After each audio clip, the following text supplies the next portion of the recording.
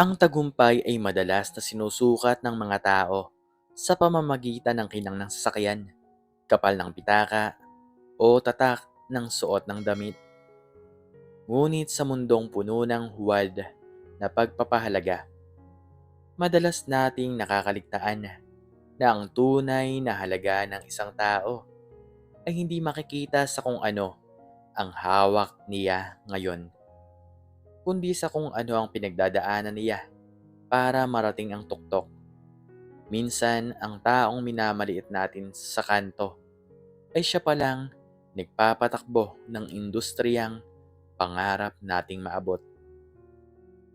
Sa isang sikat na restaurant sa Makati, kung saan ang bawat pinggan ay nagkakahalaga ng higit sa buwan ng allowance ng isang ordinaryong estudyante, gaganapin ang ikasampung taong reunion ng Class 2014 ng isang prestihiyosong unibersidad.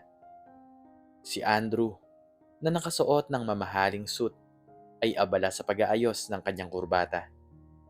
Sa tabi niya ay si Rose Ann, na tila hindi mapakali habang kinakalabit ang kanyang mamahaling relo. "Grabe, Andrew. Ang tagal naman nating hindi nagkita-kita," wika ni Rose habang iginagala ang kanyang paningin sa loob ng restaurant. "Ano sa tingin mo ang lagay ni Robert?" Napangisi si Andrew, isang ngisi na puno ng pangungutya. Si Robert? Sigurado akong hanggang ngayon ay nagtitinda pa rin yun ng lugaw sa kanto, malapit sa dating eskwelahan natin. Naalala mo ba yung amoy niya dati? Amoy luya at patis. Hindi talaga siya bagay sa ganitong klaseng gathering." Tumawa si Rose Ann. "Tama ka. Nakakaawa naman siya pero hayaan mo na. Baka kailangan niya ng konting inspirasyon mula sa atin. Ipakita natin sa kanya kung paano mamuhay ng marangya." Hindi nagtagal bumukas ang pinto. Pumasok ang isang lalaking nakasuot lang ng simpleng puting polo at maong. Si Robert. Tahimik siyang naglakad patungo sa kanilang table. Walang bodyguard, walang alahas. Payak na payak. "Uy, nandito na pala ang Lugaw King." Bati ni Andrew ng malakas para marinig ng ibang kaklase.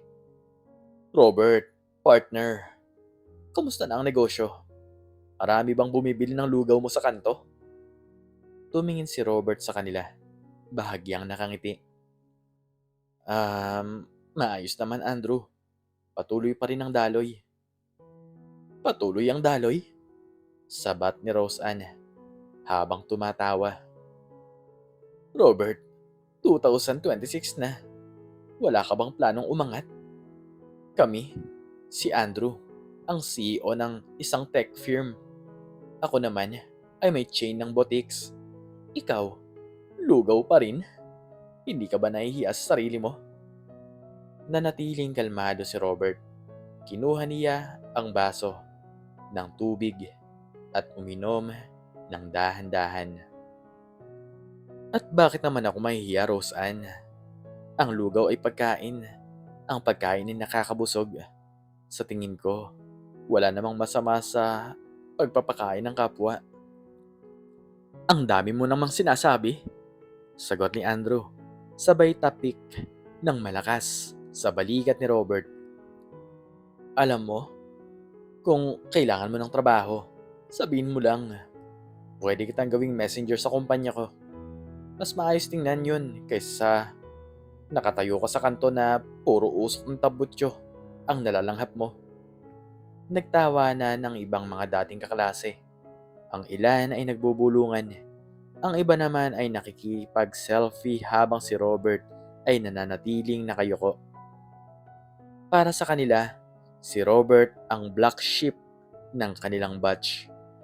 Ang taong walang narating at nanatiling nakabaon sa kahirapan noong kolehiyo. "Robert," seryosong wika ni Andrew matapos ang ilang minuto. "Seryoso ako, ah. Bakit hindi mo na lang isaray ang tindahan mo? Nakakasira ka sa image ng batch natin. Pag may nagtanong kung sinong batchmate namin, ayaw kong sagutin. Nang isa ay tindero lang ng lugaw. Tindero lamang ng lugaw. Tumayo si Robert. Hindi siya nagalit. Sa halip, kinuha niya ang kanyang cellphone at may tinawagan. Ilang sandali lamang isang matandang lalaki na nakabarong ang lumapit sa kanilang lamesa. Sir Robert, ang inyong sasakyan ay nasa labas na at ang dokumento para sa expansion sa Dubai ay handa na para sa inyong lagda. Wika ng matanda na may kasamang pagyuko. Natahimik ang buong paligid. Ang mga taong kanina ay tumatawa ay biglang natigilan. Expansion? Tanong ni Rose Ann na tila naguguluhan. Robert, ano to? Humarap si Robert sa kanila. Ang kanyang muka na kanina ay nagpapakita ng pagpapakumbaba ay napalitan ng otoridad na hindi nila inaasahan. Mga kaibigan, panimula ni Robert. Noong kolehiyo tayo, lumalaban ako para makatapos. Ang lugawang minamaliit nyo ang nagpaaral sa akin. Hindi lang ito isang tindahan sa kanto. Ito ang Robert's Conji House. Ngayon, mayroon na itong 1,500 branches sa buong Pilipinas at sa iba't ibang bansa sa Asia. Nalaglag ang panga ni na Andrew at Rose Ann. Hindi sila makapaniwala. Ang taong kinukutya nila ay ang may-ari ng pangalan na halos araw-araw nilang nakikita sa mga billboard at shopping malls. 1,500 branches? Nauutal na tanong ni Andrew. Paano nangyari yun? Dahil hindi ko kinalimutan kung saan ako nanggaling. Sagot ni Robert. Habang kayo ay abala sa pagyayabang ng inyong mga posisyon na nakadepende sa utang at loans ng inyong kumpanya, ako ay abala sa pagpapalago ng negosyong nagsimula sa isang maliit na kariton. Ang lugaw ay hindi hamak na pagkain. Ito ay pundasyon ng sipag at tiyaga. Tumingin si Robert kay Andrew. Sabi mo, gusto mo akong gawing messenger. Alam mo ba, Andrew, ang kumpanya mo ay halos malugi na dahil sa maling pamamahala. Nakita ko ang financial reports nyo. Dahil isa ang kumpanya ko sa mga investor na nag-inject ng puhunan para hindi kayo tuluyang magsara noong nakaraang buwan. Sa madaling salita, ako ang dahilan kung bakit may trabaho ka pa ngayon. Nanginig ang labi ni Andrew. Ang lahat ng kulay sa kanyang muka ay naglaho.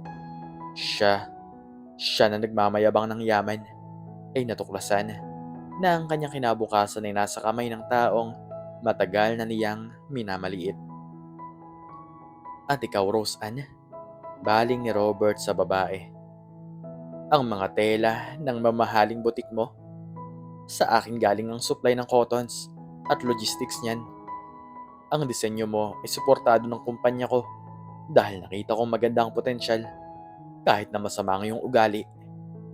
Nanlaki ang mga mata ni Rose Ann. Naramdaman niya ang matinding hiya. Gusto niyang maglahos sa kinatatayuan niya. Ang lahat ng kanyang tinatamasa ay hindi pala galing sa sarili niyang galing, kundi suportado ng taong tinawag niyang amoy luya at patis. Hindi ko ito sinasabi para ipamukha sa inyo ang paghihiganti. Patuloy ni Robert habang naglalakad patungo sa pinto. Gusto ko lang ipaalala na ang pagkatao ng isang tao ay hindi nasusukat sa kung ano ang suot niya o kung saan siya kumakain. Minsan, ang mga taong pinakatahimik at mapagkumbaba ay siyang may pinakamalalim na hukay ng tagumpay. Bago lumabas, lumingon si Robert sa mga dating kaklase na tila mga estatwa sa kanilang kinatatayuan. Salamat sa reunion na to . Masarap balikan ang nakaraan. Lalo na kung ang nakaraan ay nagturo sa atin kung paano maging tao sa gitna ng tagumpay. Umalis si Robert at sumakay sa isang simpleng sedan. Naiwan sina Andrew at Rose Ann sa gitna ng restaurant. Napapaligiran ng marangyang dekorasyon. na biglang naging malamig at walang kwenta. Ang kanilang mga mamahaling relo at suit ay tila nagbago ng anyo, naging simbolo ng kanilang pagkukunwari. Sa gabing iyon, hindi lamang ang kanilang pride ang nadurog. Nadurog ang ilusyon na ang yaman ang basehan ng halaga. Natutunan nila ang isang mahalagang aral na ang tunay na hari ay hindi kailangang magsuot ng korona at ang taong minamaliit mo sa kanto ay maaaring siya palang may hawak ng susi sa kinabukasan mo. Habang naglalakad palabas ng restaurant ang mga dating kaklase, hindi na nila nagawang mag-usap. Ang bawat isa sa kanila ay may dalang bigat at pagsisisi. Si Robert sa kabilang banda ay nakaupo sa loob ng kanyang sasakyan, tumitingin sa mga bituin. Hindi niya kailangan ng pagkilala mula sa kanila. Ang tagumpay niya ay hindi para sa mga taong sumusukat sa kapwa sa panlabas na anyo, kundi para sa libo-libong pamilya na nabigyan niya ng trabaho at sa mga taong busog dahil sa kanyang lugaw. Hindi alam ni na Andrew at Rose Ann na si Robert ay hindi lang basta ang may-ari ng branch. Si Robert ang nagmamay-ari ng building kung saan sila nagtatrabaho, ang bangko kung saan sila may utang, at ang kumpanyang nagkokontrol sa industriyang pinapasukan nila. Sa mundong ito, ang mabuting puso at determinasyon ay may sariling paraan at pagbabalik. At madalas, ang hustisya ay dumarating sa paraang hindi natin inaasahan. Isang linggo ang lumipas sa opisina ni Andrew. Isang sulat ang dumating. Ito ay galing sa opisina ni Robert. Ang akala ni Robert ay isa itong termination letter, ngunit isang imbitasyon para sa isang charity event kung saan ang lahat ng kita ay mapupunta sa mga batang kalye. Hindi niya ako tinanggal, bulong ni Andrew sa kanyang sarili habang binabasa ang sulat. At bakit niya naman ako hindi tinanggal? Sa ibaba ng sulat ay may nakasulat na kamay ni Robert. Ang pagpapatawad ay bahagi ng tagumpay. Sana ay matuto tayong tumingin sa puso, hindi lamang sa bulsa. Sa sandaling iyon, ang galit ni Andrew ay napalitan ng respeto.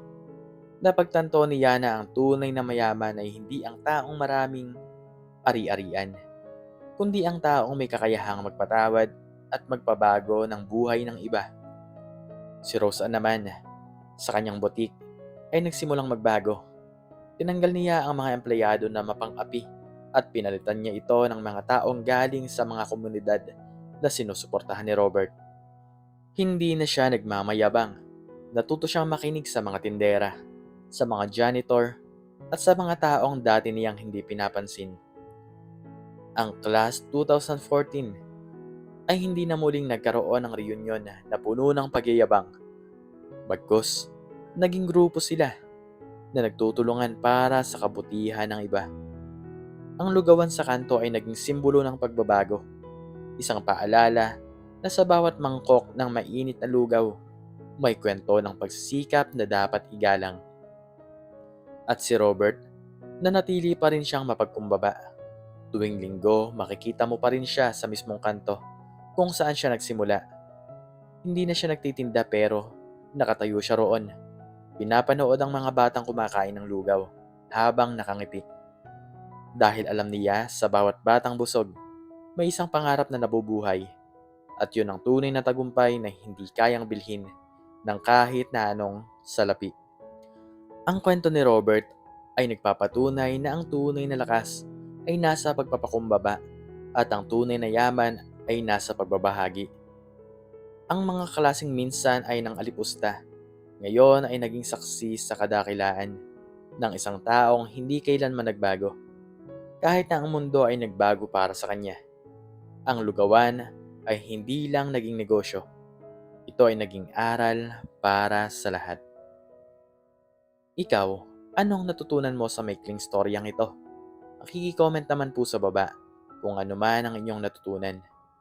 At hanggang dito na lamang po nagtatapos ang aking storya. At sana po ay nagustuhan nyo to. Please like, share, and subscribe. And click the notification bell para palagi po kayong updated sa mga bago ko pa pong istorya. Muli ay maraming salamat po at God bless us all.